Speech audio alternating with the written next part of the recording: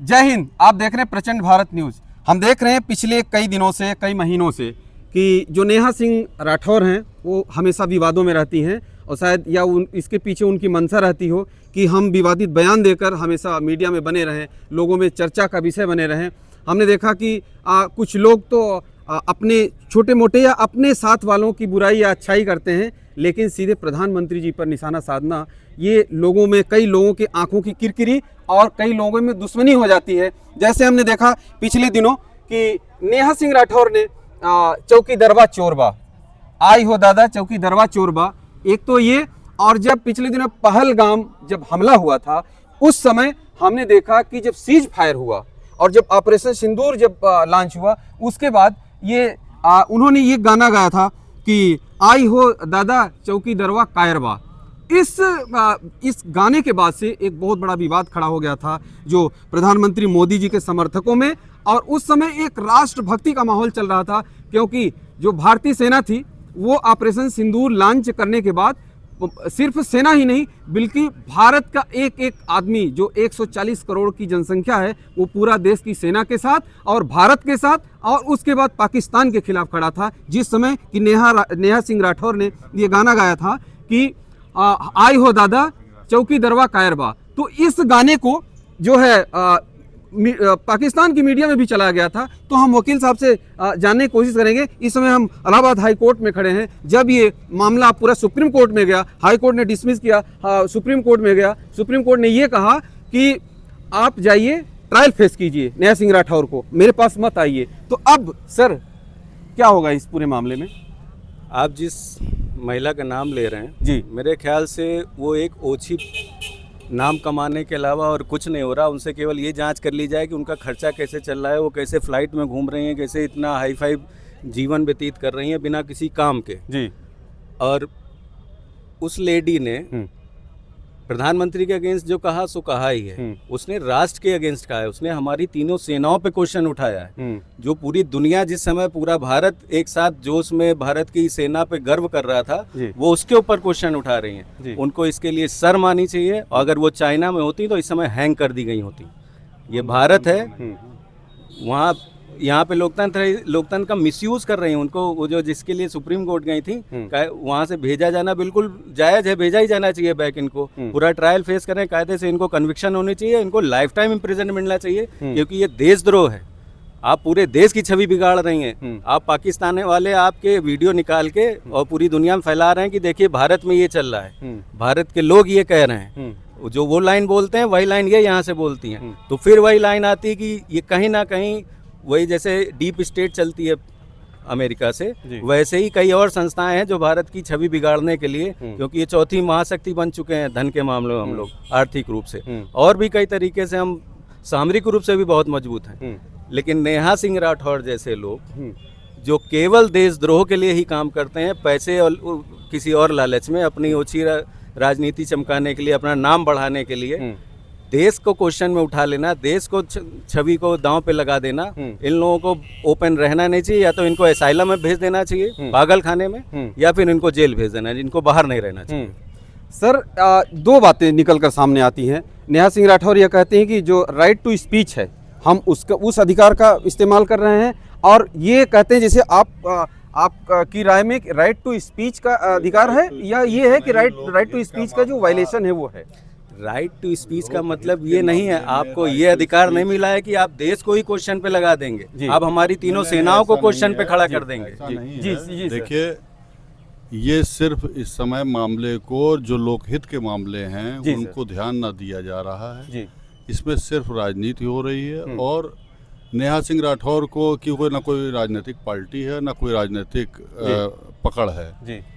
वो एक लोक गायिका हैं और उन्होंने अपने जो चौकी दरबा चोर है या जो भी कहा हो, एज इट इज जो भी कह दिया हो, किसी का नाम नहीं लिया। और नाम लेने के कारण आपके ऊपर कोई अपराध बनता भी नहीं है। जो नाम आप स्वयं अपने 10 नाम रख लीजिए, उसमें से कोई एक नाम किसी का है एक थोड़ा सा प्राइमरी ऑब्जेक्शन है, उन्होंने कायर भी कहा था। हाँ, और सिंदूर मामले पे ही कायर कहा था, ऑपरेशन सिंदूर पे। जो महिला और कहाँ से कायर कहेंगी? और दूसरी बात, ऑपरेशन सिंदूर ही चल रहा था, उसी पे उसने कहा था कायर है। ऐसा है कि वो लोक गायिका हैं। पहले हास्य कवियों को भी कभी रोका नहीं जाता था। कवि सम्मेलन में वही नेता उनकी अपनी आलोचना नागार्जुन से शुरू अगर आप करते हैं तो नेहरू जी की आलोचना उन्होंने खुल के की थी। निराला जी ने अबे सुनबे गुलाब बनाया था इसीलिए। तो आलोचना सहने की ताकत होनी चाहिए। आपके अगर असली देशद्रोह के मुकदमा चलने चाहिए तो उस मीडिया पर चलना चाहिए जो कभी इस्लामाबाद, कभी कराची, कभी कहाँ कब्जा करके दिखा रहे थे। उनका संज्ञान नहीं लिया गया, जो कि पूरे देश को अंधेरे में रखे हुए थे। एक उदाहरण बता दीजिएगा जहाँ पे पाकिस्तान ने निराला जी का या नागार्जुन जी का कोई स्टेटमेंट, कोई कविता भारत के खिलाफ यूज की हो। जी, वो पाकिस्तान का विषय है, वो क्या यूज कर रहा है क्या नहीं यूज कर रहा है। आप तालिबान को यूज कर, आप कल तक तालिबान के विरुद्ध थे, आज तालिबान से आपका याराना है जी।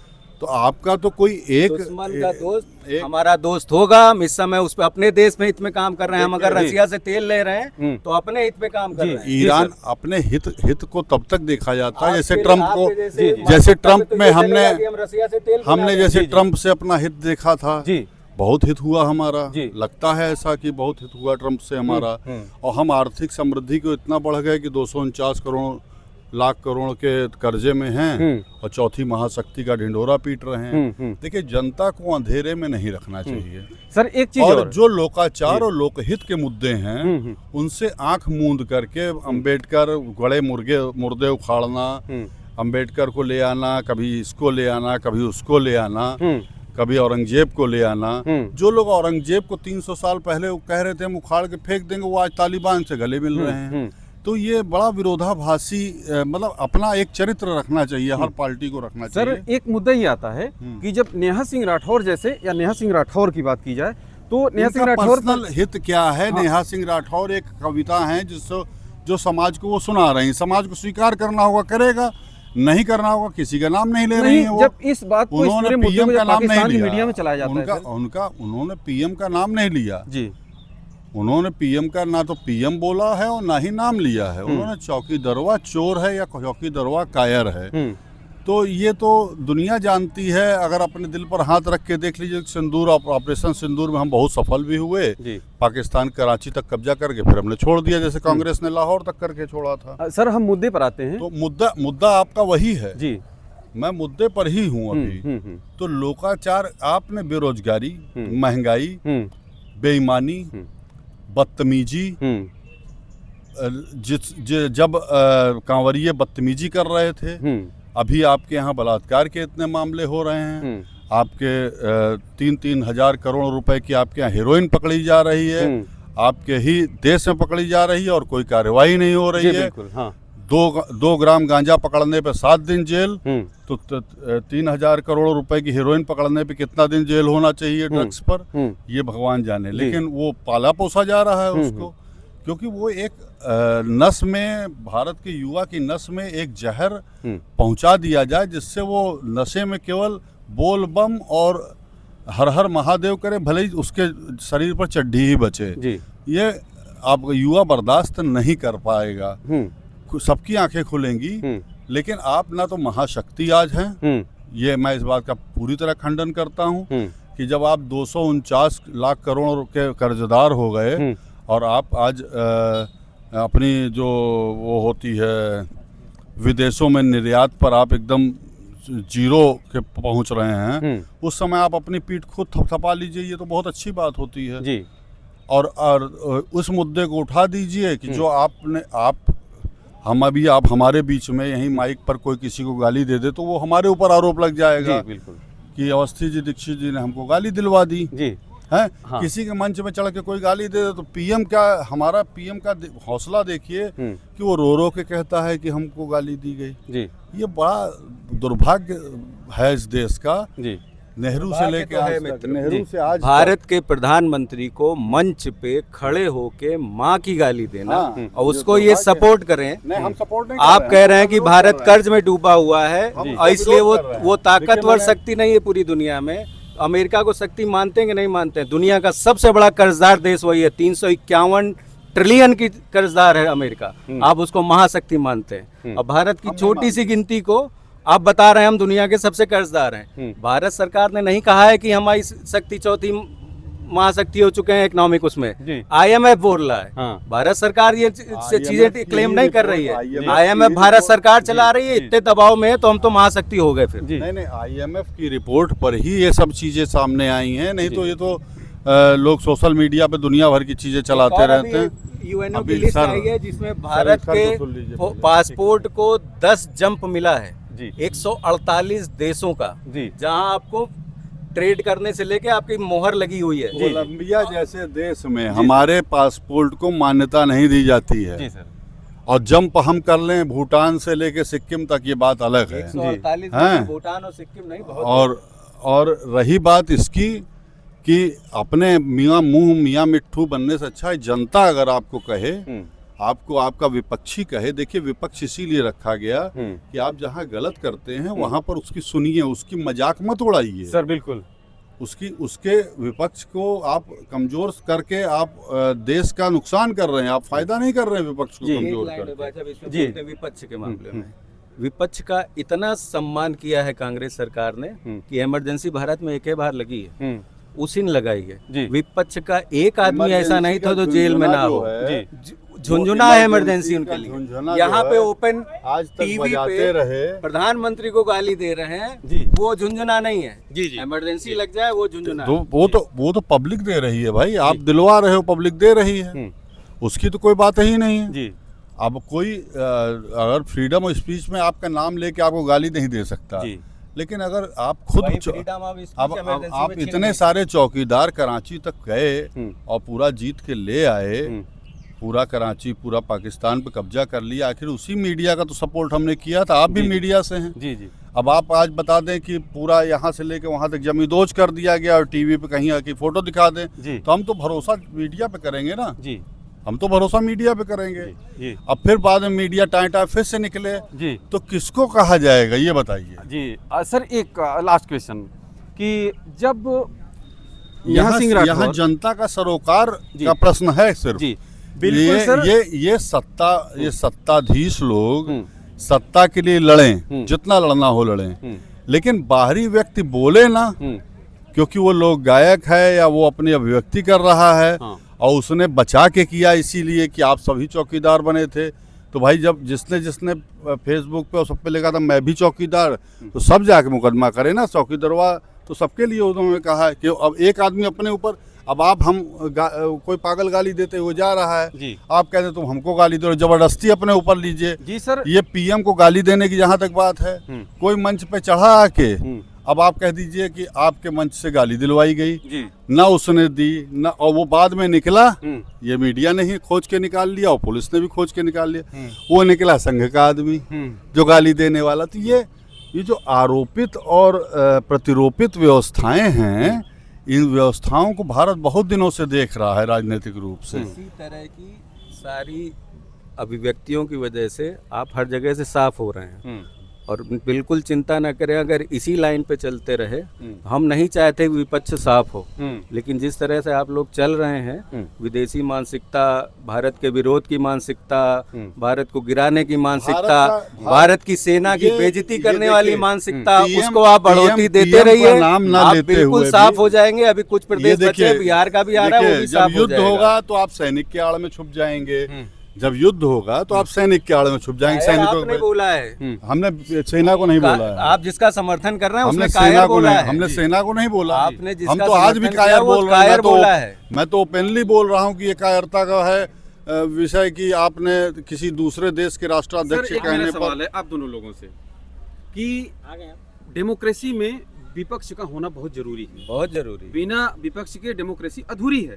आप जवाब दीजिए डेमोक्रेसी में। लेकिन बात इस बात की है कि जब एक जगह जैसे आप जहां कांग्रेस की सरकार है या जहां बाकी विपक्ष की जो सरकार है, वहां पर आप कुछ सवाल नहीं उठाते हैं, और जहां जो बीजेपी की सरकार है वहां पर देखिए यहाँ हमारा काम है दोनों मुद्दों को लेके दोनों मुद्दों को लेकर चलना चाहिए। अभी कर्नाटका में कल केस हुआ है, कर्नाटका में हिंदुओं को कर्नाटका में अभी हिंदुओं कल को केस खत्म हुआ करने है की बात कही गई है।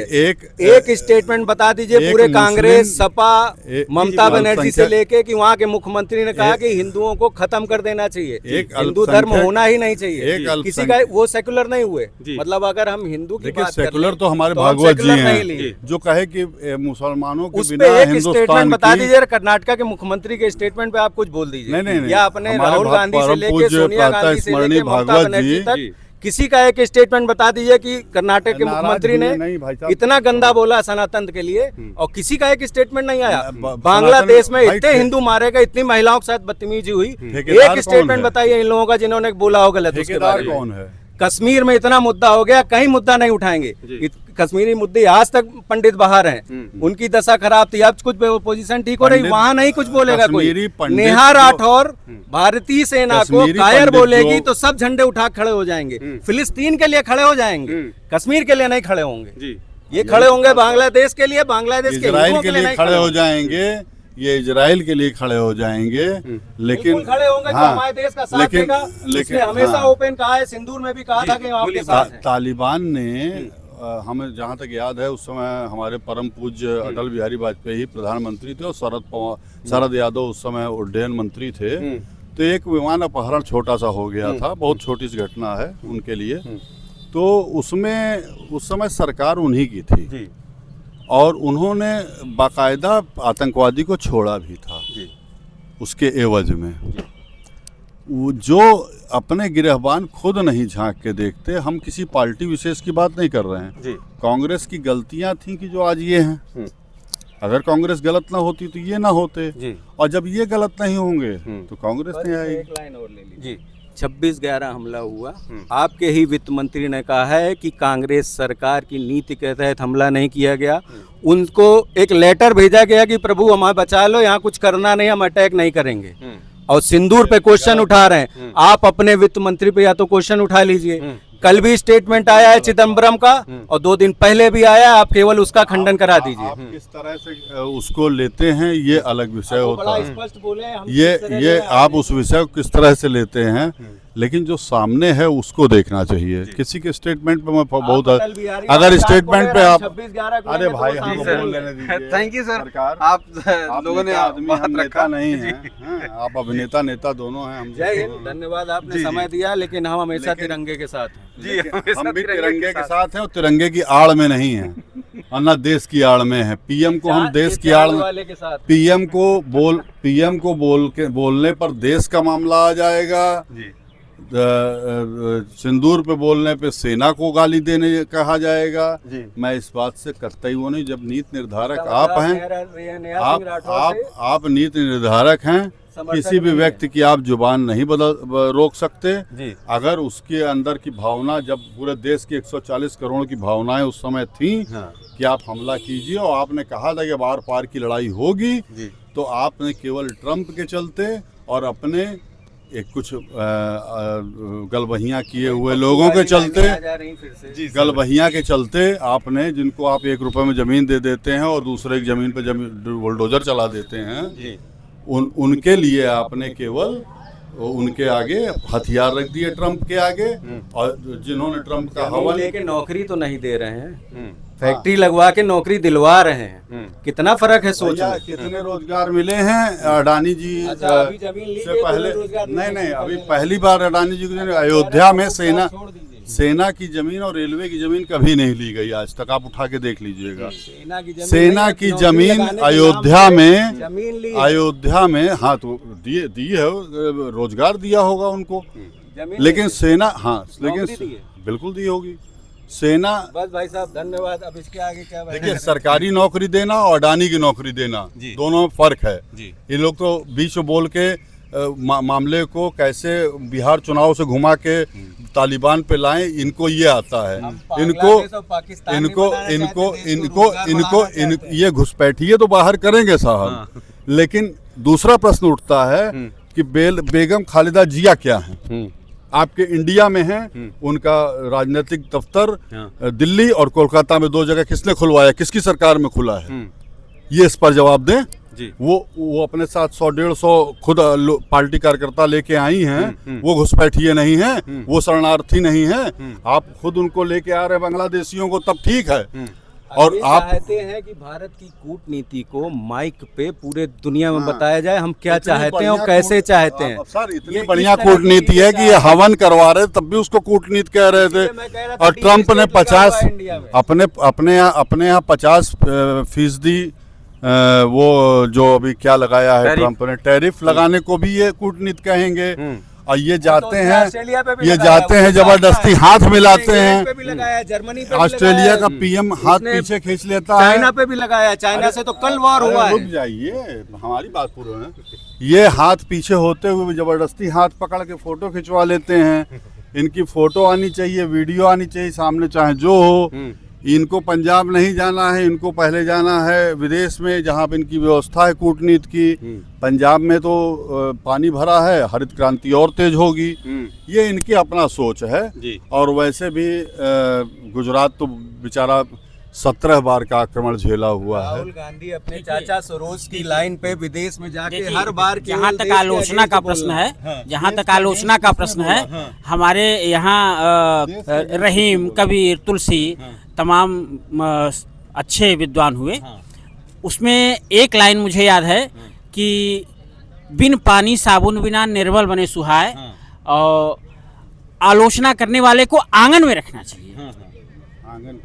आंगन कुटी छवाए, निंदक नियरे राखी आंगन कुटी छवाए, निर्मल बने सुहाए।